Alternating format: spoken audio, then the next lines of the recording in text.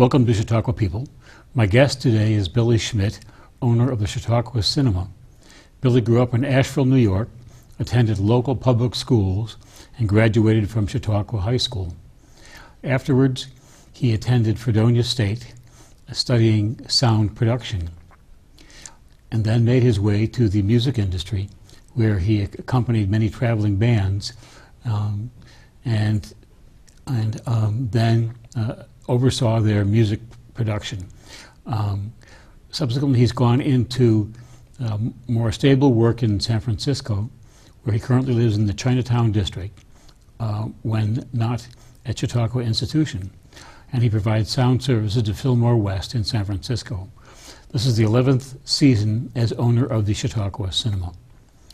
Billy, I understand that several generations of your family have shown movies at Chautauqua Cinema. How did they get started? Well, in 1952, that's right, my grandfather moved his family from Buffalo to Mayville, New York to take a position here in this building teaching shop at Mayville Central School. And he, being an enterprising guy who needed to support his family, was always on the look for other work as well as shop. He was an electrician, would do work around town, and he got an opportunity to run the projectors at the Chautauqua Cinema. At that point, that was being run by Joseph and Margaret Woodburn. And running projectors back then was a full-time task. You had a changeover coming after every 2,000-foot reel, and it was hot, sweaty work. You were maintaining carbon arcs, you were splicing film head to tail, you were catching changeovers with the dots. I don't know if anyone's ever seen those dots in the corner of a classic film, but those were what projectionists used to live by. He had this job for a few years, and when Margaret, who was still running the business, was ready to get out, he offered to buy the business from her, and my family dove into that, much to the consternation of his brothers, who thought it was a foolish venture at that time. It was in the dawn of television, and everyone said that motion pictures were defunct at that point. They threw everything they had into running this little cinema. And my dad at that point was 14 years old, and he became the full-time projectionist of this movie house. So that was the end of his summer freedom at the age of 14. But it was a real point of pride. They would work so hard all winter. They built the walls in the place that you see now that separate the lobby from the auditorium. They bought a whole bunch of seats from a defunct theater in Buffalo and trucked them down and installed them themselves. Those are the seats that we sit in today at the Chautauqua Cinema. Everywhere I look in this building, it's the sweat equity of my family. It's a big part of the reason why it was impossible to let it go when that came along. Now, what was the history of Higgins Hall before it became a movie house? It was built in 1895. It was a gift to the Chautauqua Institution from the family of Orrin Trawl Higgins. He was a New York State governor. And there was a story that it was a copy of a building somewhere in Pennsylvania that had very good acoustics. I've heard this story my whole life, but I haven't been able to get any more information on it. It certainly does have good acoustics. Across the turn of that century, there were Chautauqua meetings, some plays, small concerts, basically just an enclosed meeting space for Chautauqua. But in 1916, actually it's before 1916, I believe, the institution, through a government organization, was bringing in some early films that were being circulated around the Chautauqua circuit. And they, to run movies in there, they just hung up curtains across the many, many windows that were in the place and started. And it would have been silent at that time. In 1916, Joseph and Margaret Woodburn, who I believe I already mentioned, took over running movies there as a private enterprise, began the still standing aspect of renting this property from the institution to run a private movie theater. They ran movies there until 1938. Is that right? that's not right. They picked it up in 1938, and Chautauqua ran it between 1916 and 38 was when the movies ran. That's how it goes. And then, like I said before, in 52, my grandfather started working there for them, and in 56, we took it over. Got it. Can we take a look at the movie theater? And we have some video here. I can bring it up. Here you're looking at the front of the Chautauqua Cinema. The Chase marquee was actually built by my grandfather, the shop teacher, in this shop here at Mayville Central School, and brought down there and installed. He wired it up himself. This small concession stand was installed by my dad in the early 90s. Here we're in the projection booth, and I'm showing you the 1980s version of the 35 millimeter projection system. That's a Xenex lamp house that replaced the carbon arcs, because to run the entire movie contiguously, you needed a constant light source. Carbon arcs only burned for half an hour or less. So when we went to the platter system that allowed us to run 35 millimeter movies completely without a projectionist in the booth, that Xenex lamp was part of the necessary equipment to do that. That equipment in front of you there, the oldest part of it is 80 years old. Now, I don't know that we're going to really see the new digital equipment in this clip, but here's how movies come these days. They come on hard drives. 150 gigabytes, 200 gigabytes for a normal movie. They ship them to me, I ingest them, and they handle their copyright security by keys that are emailed separately that also have to be ingested that decode the video signal. It's not actually possible to make a copy of this data without that key, and you can't make a copy because it doesn't unencode the data till it's inside the light engine of the digital projector. So they went to great lengths in the digital conversion a few years ago to make sure that they kept control of their intellectual property. And it works. And I have to say, it's quite easy to get movies on the screen now. It's really just building a playlist of macro cues for lighting controls, volume changes, the different clips of video that are sequenced, trailers, welcome things. Launch it all from a VNC application on a computer or an iPad. There's the auditorium. You can see the arched ceiling, which often gives people the impression that it used to be a church, which it never was. Never ever, just a Chautauqua building, and now a movie theater for fully 100 years. I understand over 100 years ago we had a presidential visit there. I think it was 1905. I just looked. That would be FDR came and delivered a policy address in Higgins Hall, and the menu, kind of an interesting point for this dinner, was fresh caught muskellunge from the Chautauqua Lake. Goodness. I know personally from fishing for muskellunge in the lake that they're not easy to catch. But apparently in 1905, you could go out in the morning and catch enough to feed a banquet. Wow. Wow.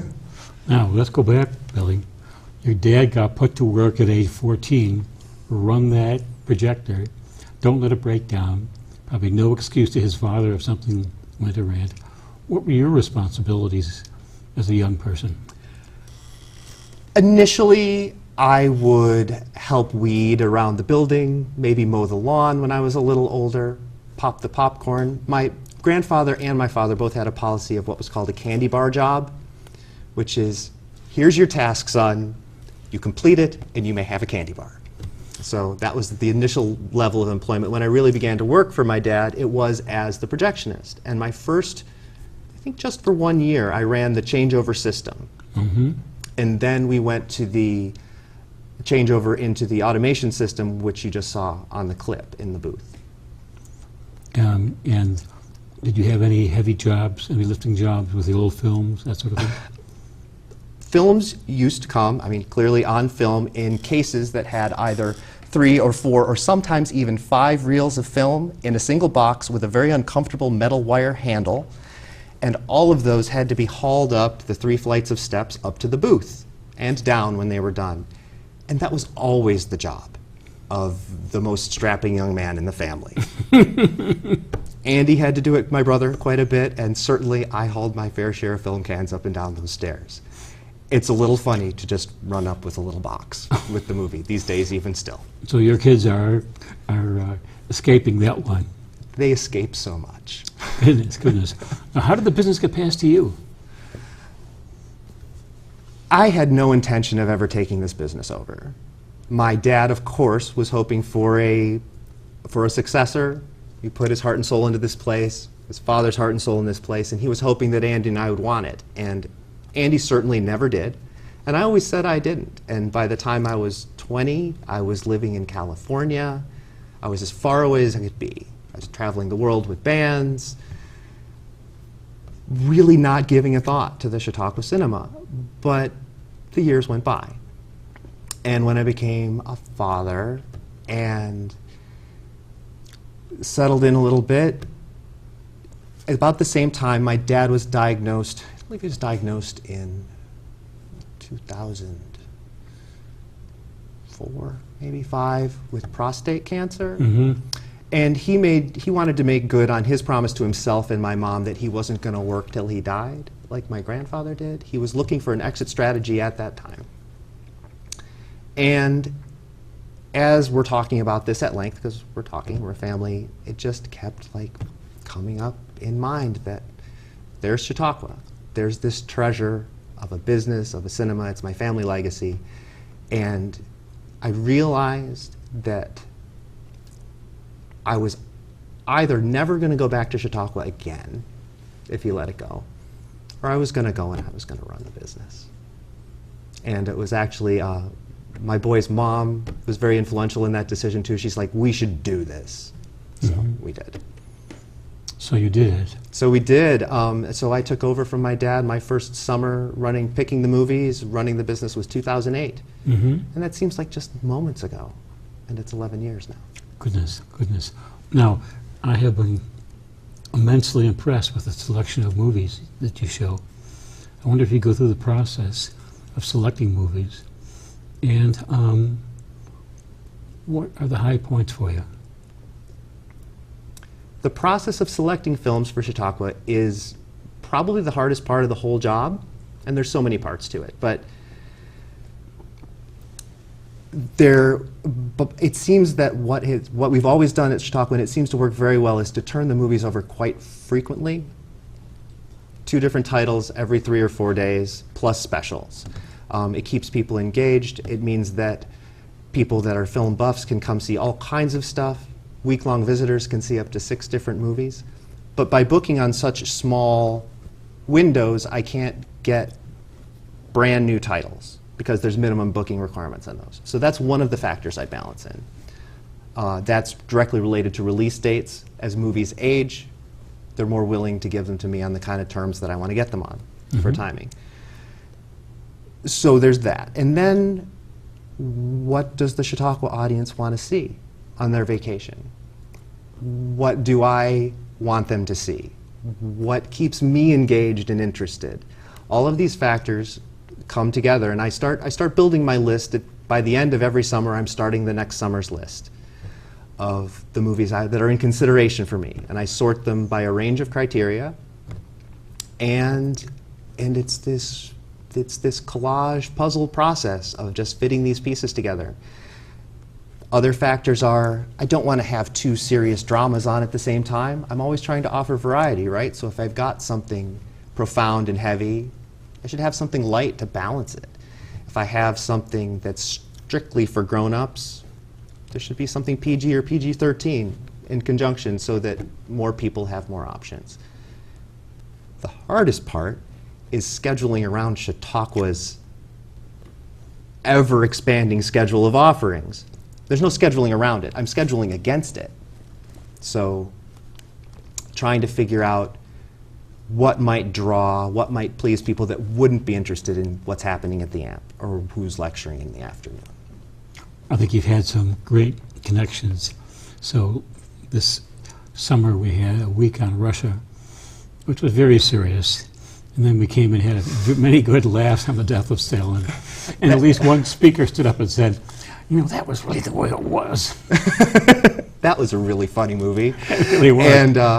And what what a wonderful gift from the universe to have that title available in my window of freshness and availability to make light of all that. I mean, that's another part of the booking procedure too, is I often do try to play to the theme of Chautauqua, because people come for a week and people come for the week they're interested in the topic of. For example, I put on the new Andy Goldsworthy documentary called Leaning into the Wind during the week on play, because I find that his work as an artist is it's the perfect example of play as work, play as a purpose in life. Now, living in the big city of San Francisco, are you able to view a good number of films during the...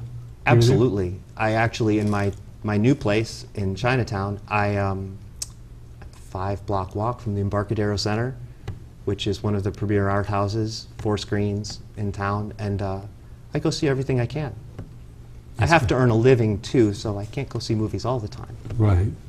But nonetheless, that's pretty nice, isn't it? It is. It's a real advantage to having that city life.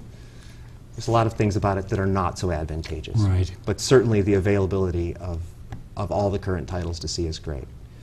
San Francisco Independent Film Festival is a great resource. I saw some amazing titles there this year. That's a once-a-year festival then? It is, in the spring, and hundreds of offerings. Deep into indie stuff, a lot of stuff that I probably wouldn't play because it wouldn't have enough draw to make it worth the time, but I certainly learned a lot. Right. Now, several years ago, you made a major upgrade in your projection equipment. Can you tell us what factors necessitated it, and tell us about the financing for that? So for 10 years now, 6 years before that, the film industry had been planning to, from my point of view, threatening to do away with 35mm distribution and go strictly to digital for so many reasons. For quality, for copy control, for expense. Shipping around 2 50-pound cases of film for every movie, think of the expense. I mean, and making that much film copies. It's a huge expense. I believe they're thousands of dollars each to make prints, even in the mass runs that they were making them in, right? And they get damaged, and all of that expense comes out of the studio's hide. So they were making a strong push for this. There were several years where I was still running film, and a lot of cinemas had moved to digital. And then it came to 2014, and they announced in the midwinter that this was it. No more film prints for feature films. It's now in the realm of vinyl disc mastering. It's an esoteric antique art. And so to continue running the kind of program we run, we needed DCI compliant digital projection equipment. So I began shopping and looking into it. It's prohibitively expensive based on a seasonal business operation. It was $80,000 to purchase and install this equipment.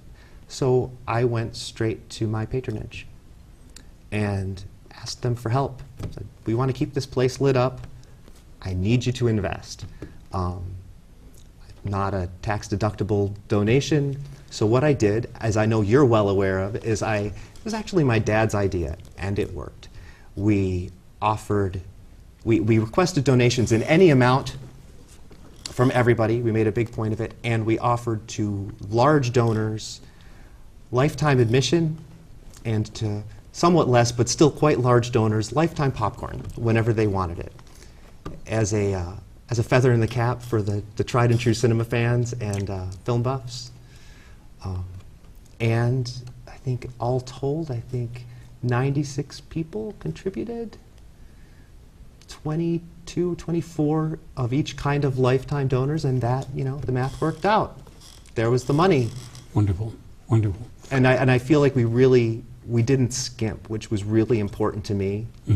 We could have done it cheaper and had a dim, less than thrilling picture, but that's not what we do. That's great. We want it to be awesome. That's great. I did it. You did it. Been there, done that, got the T-shirt. And it's fun to see this in yellow. Okay. Now, one of the other things that comes out regularly are these wonderful sheets. And let me make trouble for Devin here. Wonderful sheets that list the films. And I've had so many people tell me who've been to Chautauqua for a week, bring me home a complete set of those sheets, and they go into their coffee table drawers, and then they take this and go to Netflix in January or February and say, what did Billy select? Because that's what we're going to watch. And it's a fantastic. I can't tell you how often I hear this. I hear this all the time. My dad used to hear this all the time too. I'm sure my grandfather didn't hear it because people weren't watching movies at home at that point. And I just take it as a compliment at this point. I encourage people to come see the movies at my cinema that they find interesting. You watching it at home on Netflix doesn't help me stay in business. Right. But in a way it does, because we're sharing a community of interest. And I'm flattered that people are so interested in my selections. I mean, I put on things that I like that I hope you're going to like. And it's a pleasure to do so. If you go through our room where we have a big TV, I think you'll find on that cocktail table at least 5 years worth of these sheets. And I've had people say, "What did you throw these away?" No, this is important stuff. Mind your own business. And so we have lots of fun with it. Let's talk a little more technical stuff here. Sure. Can you sort of compare and contrast film and digital projection, and what the change amounted to, besides your experience of so much more easily showing a digital item from the viewer, the person who's sitting in the seat? How is that a different experience? It's a pretty different experience. And those of us that grew up watching film rattle through a gate, 24 frames a second, digital picture is steady. It does not flicker. You know that old, people call the movie the flicks? There's no flicker. I mean, in all the ways that you would normally quantify something like this, it's better. It's better. The sound is clearer by far. The picture is clearer. It's steady. For my part, I can't help feeling sometimes that something was lost, yet I'm also a person who cherishes the drop of the needle onto the record. So, but it's better. Yeah, I've noticed the color is certainly more stable. It's more predictable. Absolutely. And that could be a real issue. They would run those film prints off so quickly and in such mass that often, you know, there's a lot of technology to keep in line for all that photo developing to come out in the right color, and it wouldn't. You'd get to the end of a reel, would turn totally green by the end of a reel, and then hit the change to the next reel and it changes color. That's super jarring. That pulls you out of the experience of the film. That never happens in digital. It's always just steady and perfect.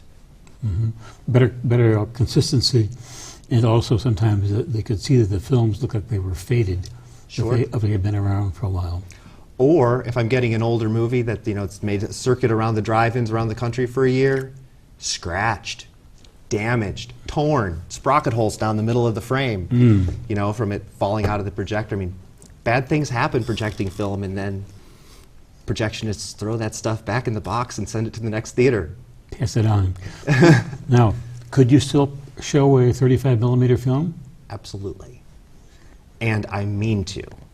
They're hard to come by. But just for the nostalgia and for the experience of hearing the come up from the booth, I mean to do more of that in the future. It's kind of hard to find things to show, though. So if we have a classic out of the Eastman you bet. house in Rochester, presumably you could do that. Absolutely. I went to great lengths to retain the ability to do that. Right. Most cinemas, when they converted to digital, just threw all their stuff out. Maybe stuck it in the lobby as a display. Right. For me, part of my infatuation with this business, with this little cinema, is the old film projection equipment. Right. And so I really worked very hard to be able to still do that. Right. In my redo of the booth. That stuff all still works. Right. Now, I got one final question. This is one we didn't discuss, and this is not an ambush question, but I thought about it when I was putting this stuff together this afternoon. And if you made a mention earlier that during your father's and grandfather's time, when they were talking about taking over the theater in the 1950s, they said movies are history. They're not going to be around much longer because television will take over the business. What do you predict for the future of cinema? What do I predict? I see a trend that I don't like, and I find that what I think is happening is video is so ubiquitous. People have video in their pockets, people watch video as they commute, people watch video when they're in class. People are always watching video. And I feel like the experience that I treasure, which is to select a piece of work, to share it, to sit down with other people, be quiet, pay attention, sit up, watch the show, and then take the full experience of the show in and talk about it afterwards. I feel that when it comes to images on a screen, people are desensitized to that, or people don't even know that's what they want. You know, just trying to get people to keep their phones put away in the cinema is one thing, but I also think people don't come because they have great big screens at home and they're used to eating and talking during the show. I feel like what we have has real value, and I feel that's part of. That's what I'm there to do. That's why I want to keep the cinema how it is. So many other cinemas have gone to comfort, food service, you know, waiters during the show. That's a great thing. I mean, I get why people like it, but that's not what I want to do. But I think that's the way it's going. Right. Now, we made a point in our discussion earlier about how much more involving is to see a well-done film on the big screen in an auditorium like you use, as opposed to a big screen TV at home. I just think of the experience of Dunkirk, which was done and filmed for the big screen. Absolutely. And indeed, if we're doing things at home, then we're missing a part of the experience. You're missing, I mean, the scale, but I think even if you had a 25-foot wide screen at home, I don't think you'd have the same experience. I think that going out, making it the purpose of your outing, and sharing that experience with other people in a theater has a richness to it. I think it's a deeper experience. I agree. Billy, we are out of time. What else do we need to cover? I think we've pretty well covered it. I don't know. This has been terrific, and this has been fun. It has been fun. Thank you so very much, and do come back. Appreciate it. Mm-hmm.